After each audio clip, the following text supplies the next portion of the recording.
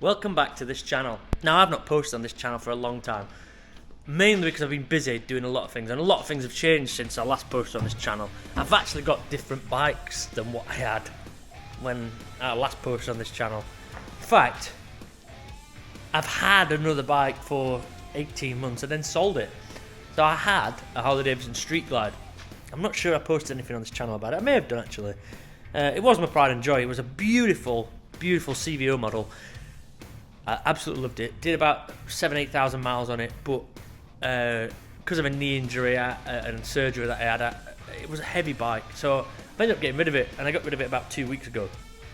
But just before I got rid of it, I bought another bike, and I wish that I'd put some film of what this bike looked like when I got it, because now it looks kind of completely different. But I will post a picture in now. So this is what it looked like when I got it, and now it looks like this.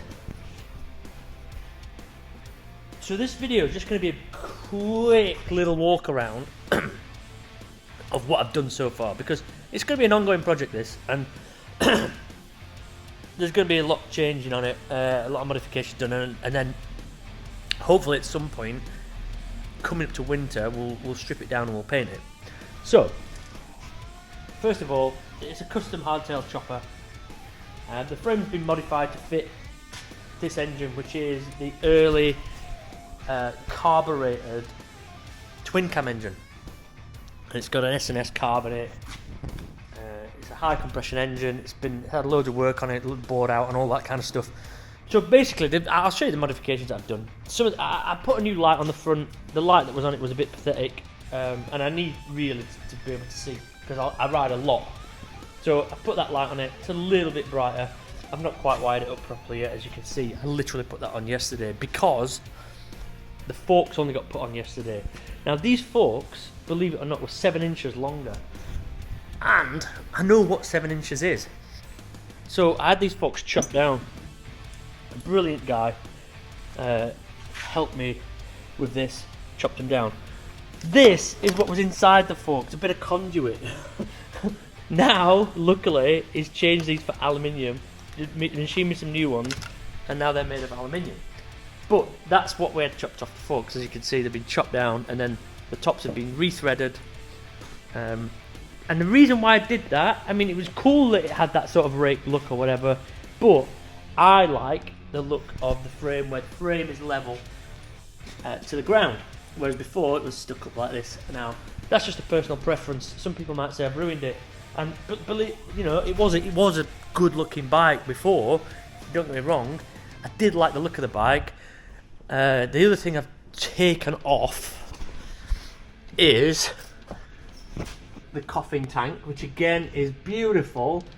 But again, I do a lot of riding. That does 40 miles and it's empty.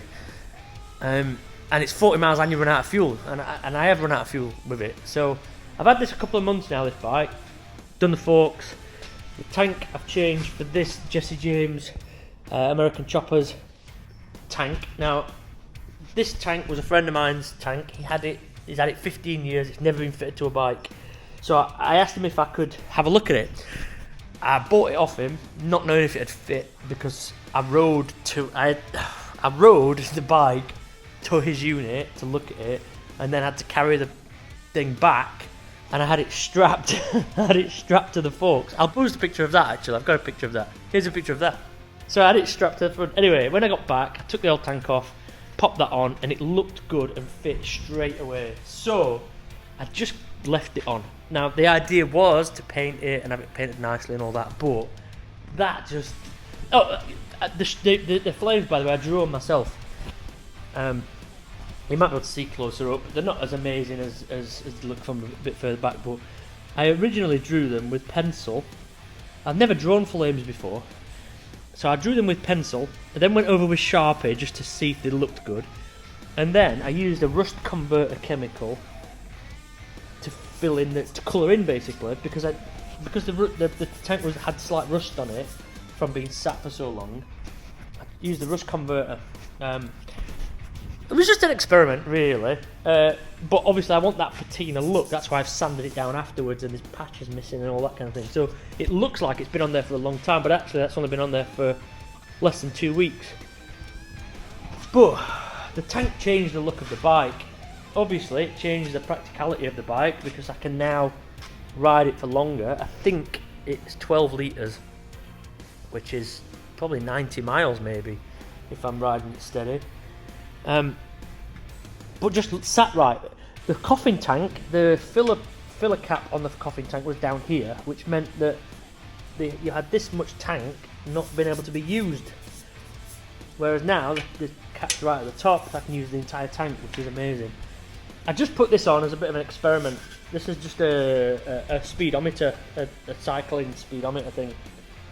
I put that on just to... I know somebody who's got one similar, and I don't really like putting modern things on old bikes. This is a 1960s bike, by the way.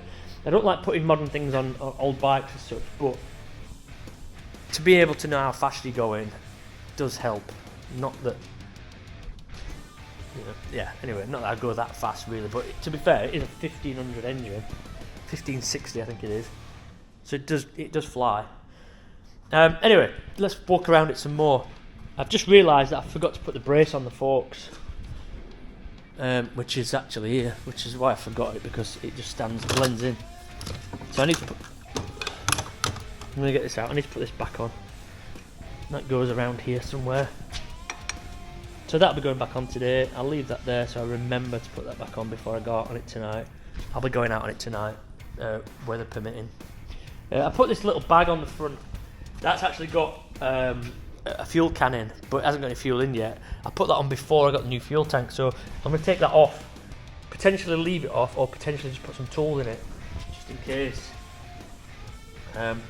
It's got the short exhaust with the heat wrap on, forward controls, like I say, the S&S carb and air filter. Very minimal, no indicators. So it's got no brake light, but it has a running light or whatever. The headlight at the front, and no front brake. I get lots of comments about no front brake. It ain't as bad as you think actually when you're riding. You don't think about it too much. It's not as bad. People are trying to encourage me to put a front brake on, but I just love the minimalist look.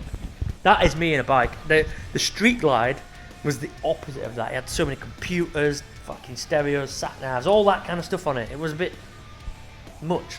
It was cool, don't get me wrong. It was really cool, but keeping it simple. Keep it simple, stupid. What else? Oh, replace the grips. These are a nod to my old BMX days. The most comfortable grips you could ever have on a BMX. I've now got them on my motorbike. Oh, they're so good. And there was a sissy bar on it when I bought it that came up this sort of height. I didn't like it, but now I'm tempted to. So I just chopped it down. But what I'm tempted to do is to get a bit of a smaller sissy bar that comes up just to house the number plate. That's the potential modifications coming soon. The side stand snapped, so I had to put that one on as an emergency side stand, which is a cheapo off Amazon Prime. Didn't expect much, but it's actually worked so far. Should we give it a run? I'll start it up. I'll get some footage of riding it very soon, which is actually why the camera mount's on there. I put the camera mount on there because I want to get more riding videos.